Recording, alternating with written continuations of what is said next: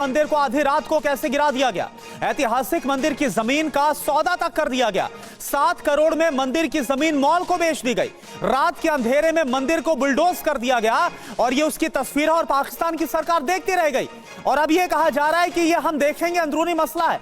आखिर तब क्या कर रही थी पाकिस्तान की सरकार जब इस तरह से 150 साल पुराना माता मंदिर गिराया गया। और आइए अब आपको एक पूरी जो घटना हुई इसकी डिटेल बताते हैं। कैसे रात के अंधेरे में कराची पुलिस और प्रशासन ने चोरों की तरह मंदिर के खिलाफ कार्रवाई की है। ये देखिए तस्वीर यहां हम आपको दिखा रहे हैं कैसे यहां पर बाकायदा 150 साल पुराना मंदिर है जिसको तोड़ा गया। प्राचीन माता मंदिर को आधी रात के वक्त गिरा दिया गया। कराची के सोल्जर बाजार में था यह ऐतिहासिक मंदिर। जी हां, और कराची में आधी रात को इस मंदिर को इस तरह से बुलडोज कर दिया जाता है। हिंदू समुदाय के लोग सुबह उठे तो मंदिर पूरी तरह से ढहा देखा। सिर्फ और सिर्फ मलबा वहां था। मंदिर गिराने से पहले बिजली काटकर अंधेरा कर दिया गया। इस तरीके से एक पुराना ऐतिहासिक मंदिर बुलडोज किया गया है। बिल्कुल रात के अंधेरे में बुलडोजर से पूरे मंदिर को गिरा दिया गया।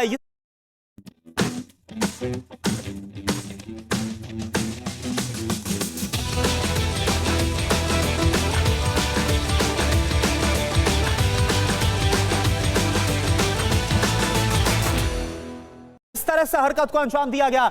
मंदिर के मेन गेट और दीवार को जानबूझकर कुछ भी नहीं किया गया।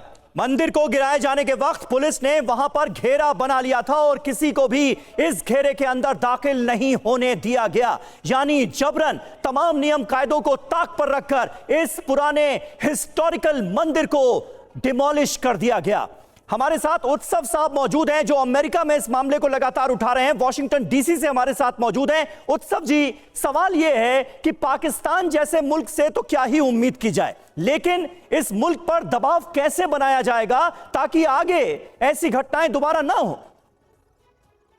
देखिए, दबाव तो इकोनॉमिक दबाव सबसे ज्यादा रेलेवेंट है पाकिस्तान के केस में, बिकॉज पाकिस्तान एक लोन से दूसरे लोन तक जीता है। अभी उनको 2 दिन पहले लोन मिला है IMF का $5.6 बिलियन का, इसलिए अभी वो लोग ये फिर सब करने लग गए हैं खूब सारी चीजें। बट इनका सबसे बेस्ट तरीका है इनको अमल में लाने का, ह्यूमन राइट्स को रेस्पेक्ट करवाने का, ये कि इनका फाइनेंशियल जो ग्लोबल सिस्टम में इनको सपोर्ट स्ट्रक्चर दिया जाता है बार बार, जिसके कारण ये देश टिका हुआ है, उसको हम सही तरीके से एड्रेस करें। और इस इशू को हम उठाएंगे। ये इशू बहुत रेलेवेंट है बिकॉज हमने बार बार यही बात कहा है कि पाकिस्तान के रिलीजियस माइनॉरिटीज का नंबर्स पाकिस्तान को इकोनॉमिक एड के साथ जोड़ा जाए। अगर वहां पे माइनॉरिटीज का डेमोग्राफिक कोलैप्स हो रहा है तो इकोनॉमिक एड में वो रिफ्लेक्ट होना चाहिए। ठीक है सर, उठाएंगे बिल्कुल। और ये जो आपने उठाने की बात कही है और जिस तरह से अब अमेरिका में भी इस पूरे मामले को उठाया जाएगा, ये बहुत अहम हो जाता है। अब देखिए जुनैद जुल्फिकार जो सीनियर जर्नलिस्ट हैं वो हमारे साथ पाकिस्तान से जुड़े हैं।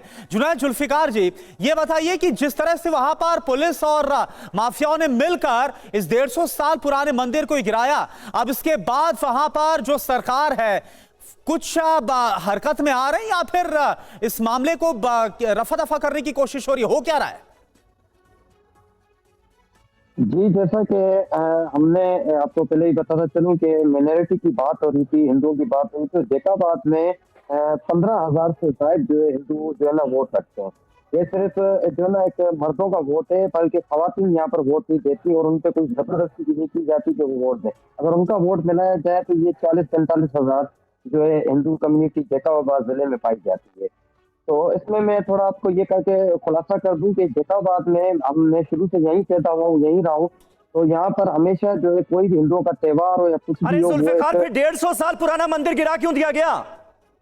इसकी भी मैं आपको थोड़ी डिटेल बता दूं कि ये एक जो हमारी मालूमात के मुताबिक कि मेन, अब जैसे आपने कहा था कि मेन दरवाजा और वक्त हमारे पास कम है, वरना इस पर और बात हो सकती थी। लेकिन पाकिस्तान के जो हालात हैं वो तो गंभीर हैं ही, लेकिन सीमा हैदर के नाम पर जिस तरह से हिंदुओं पर अत्याचार किया जा रहा है, हिंदू मंदिरों पर हमले हो रहे हैं, उसे बहुत गंभीरता से